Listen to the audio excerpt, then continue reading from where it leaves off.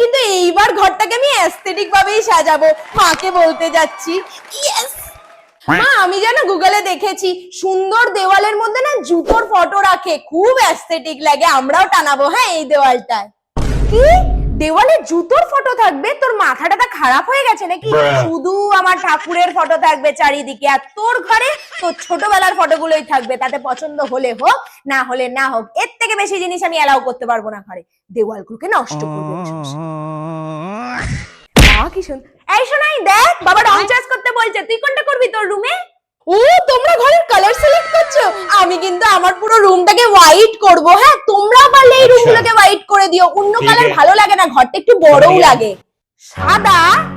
খালি উল্টো পাল্টা কথাবার্তা। শোনো আমি বলে দিচ্ছি, যেটা আমি বলবো সেটাই হবে। ওর একটা দেওয়াল হবে নীল, একটা বেগুনি, একটা লাল, এইটাই হবে। হ্যাঁ যখন আমার কথা কেউ শুনবেই না, তাহলে আমাকে জিজ্ঞাসা করে কেন? ভালো লাগে না।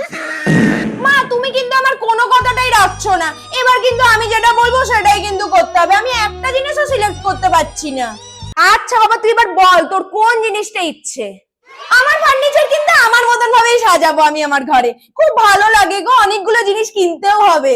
আরে ধুর বোকা, ওইসব জিনিস যত করবি তত বেশি নোংরা হবে, আর আমাকেই তো পরিষ্কার করতে হয়। বাবাকে বলে দিয়েছি আমি বড় বড় তাক বানিয়ে দিতে, তুই ওগুলোতে বই খাতা রেখে নিবি, আর আমার যে বিয়ের গোদরেজের আলমারিটা আছে না, ওটা তোকে দিয়ে দেবো, তুই ওটাতেই জামা কাপড় রেখে যত বেশি করতে হবে তত বেশি আমাকেই পরিষ্কার করতে হবে জিনিসটা।